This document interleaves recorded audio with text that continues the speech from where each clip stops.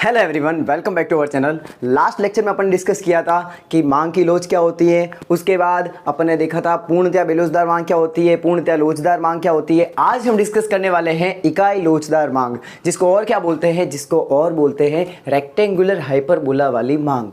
मतलब क्या हुआ, आराम से इसको डिटेल में समझेंगे। तो सबसे पहली बात कि इकाई लोचदार मांग, देखो इकाई लोचदार मांग का मतलब क्या हो गया, फर्क पड़ना। ठीक है, अब इकाई लोचदार, इकाई का मतलब क्या हो गया, एक।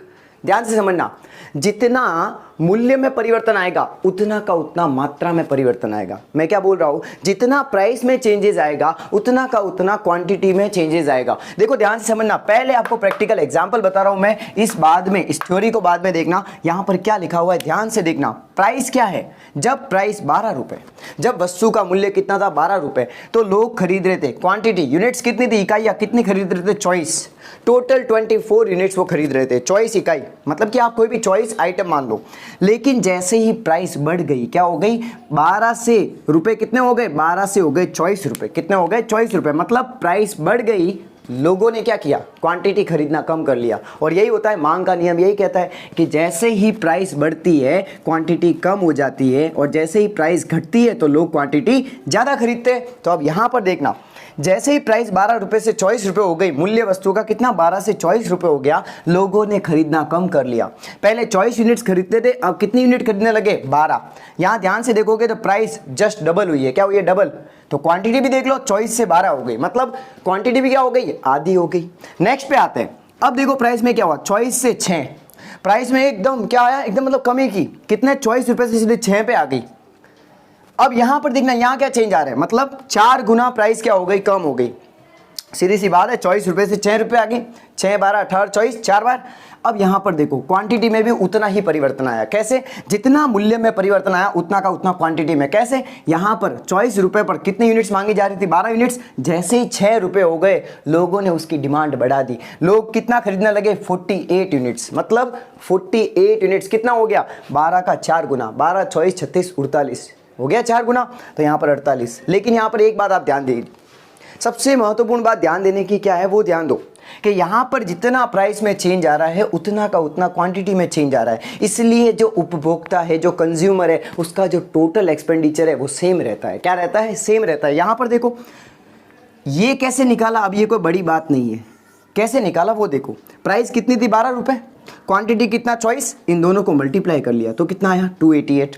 यहां पर प्राइस कितनी थी, 24 रुपए, यूनिट्स कितनी थी, 12, दोनों को मल्टीप्लाई कर लिया, कितना आया, 288।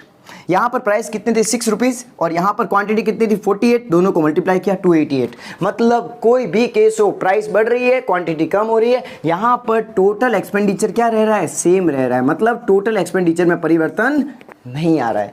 इसलिए डियर इसे बोलते हैं इकाई लोचदार मांग।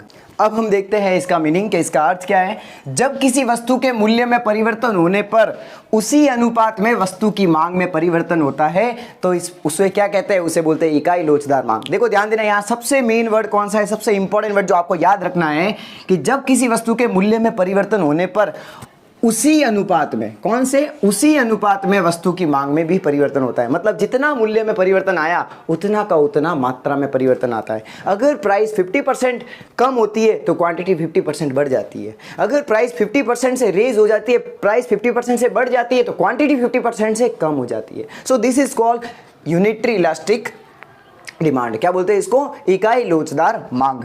अब जरा और एक और बात, इसमें मांग वक्र का आकार आयताकार अति परवलय है, मतलब रेक्टेंगुलर हाइपरबोला जैसा होता है। सर होता कैसा है वो बताओ। बिल्कुल, हम इसको क्या करेंगे, एक डायग्राम से देखेंगे। ठीक है, तो अब इसमें यहां पर देखना, पहले भी अपन लेक्चर्स में देख चुके हैं। यहां पर क्या होता है, यहां पर होती है प्राइस, ठीक है, यहां पर हो गई प्राइस। यहां पर क्या होती है, क्वांटिटी। ओके, ये क्वांटिटी, मतलब ये ओरिजिन एक्स एक्सिस पे क्या रखते हैं, क्वांटिटी, और वाई ओरिजिन पे, वाई पे क्या होता है, वाई एक्सिस पे होती है प्राइस। अब ध्यान देना, अब शुरू करते हैं पूरा खेल। ठीक है बालको, ध्यान देना। तो सबसे पहले मैं कह रहा हूं कि अपने प्राइस कितनी थी, तो क्या प्राइस ये थी प्राइस। इस प्राइस पे कितने क्वांटिटी की डिमांड की जा रही थी, इस क्वांटिटी की डिमांड की जा रही थी। इनको मिला दो, इन पॉइंट्स को क्या करो, मिला दो, ये लो,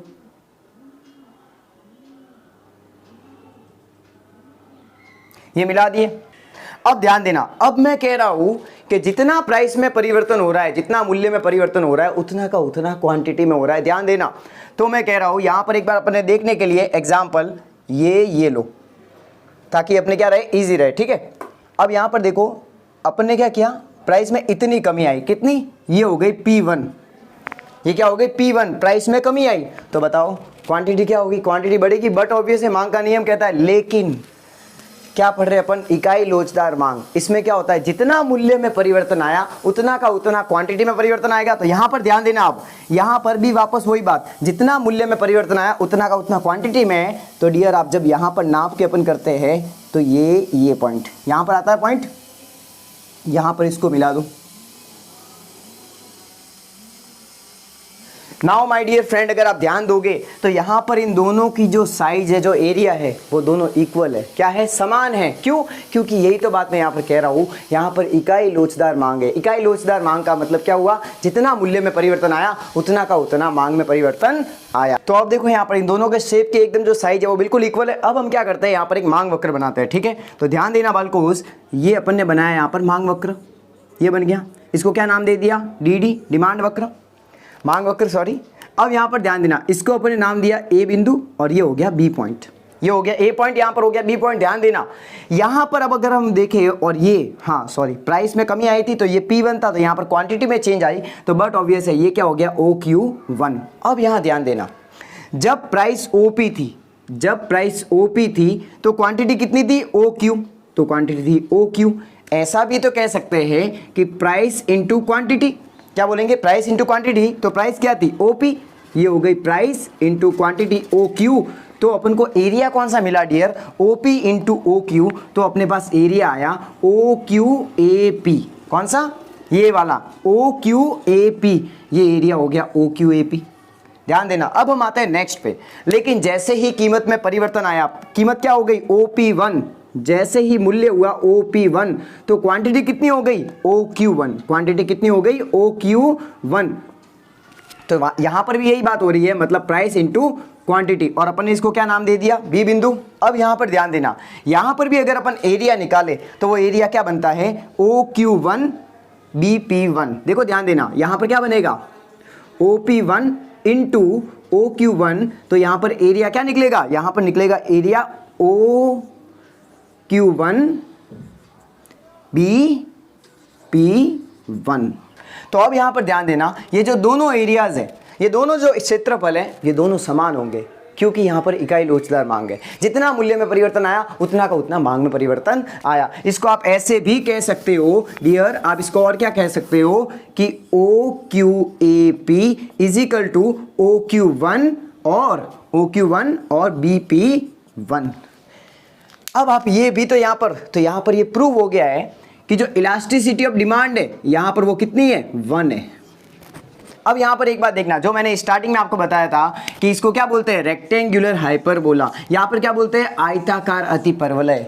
मतलब क्या हुआ डियर, मतलब ये हुआ कि ये जो शेप जो है ना, शेप ये हमेशा सेम रहेंगे। क्या रहेंगे, इनकी जो साइज होगी इस मांग वक्र के नीचे कितने भी ये शेप आ जाए वो हमेशा क्या होंगे, समान होंगे। उनका शेप कैसा होगा, आयताकार होगा। कैसा होगा, आयताकार। क्यों, क्योंकि इसका रीजन है जितना मूल्य में परिवर्तन आया उतना का उतना मांग में परिवर्तन आया। मान लो आपको कोई पूछे कि ऐसी कौन सी मांग की लोच की श्रेणी है जिसके अंदर जो वक्र बनता है, मांग वक्र, वो रेक्टेंगुलर हाइपरबोला मतलब कि आयताकार अतिपरवलय बनता है, तो आप क्या बोलेंगे, आप बोलेंगे कि वो है इकाई लोचदार मांग वाली श्रेणी। तो इस प्रकार से आज हमने क्या देखा, इकाई लोचदार मांग क्या होती है।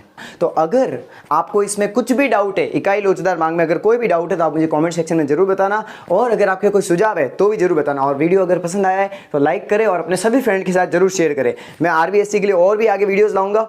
अब हम मिलेंगे नेक्स्ट लेक्चर में, तब तक के लिए पढ़ते रहिए, स्वस्थ रहिए, मस्त रहिए। Thanks for watching. जय हिंद, वंदे मातरम।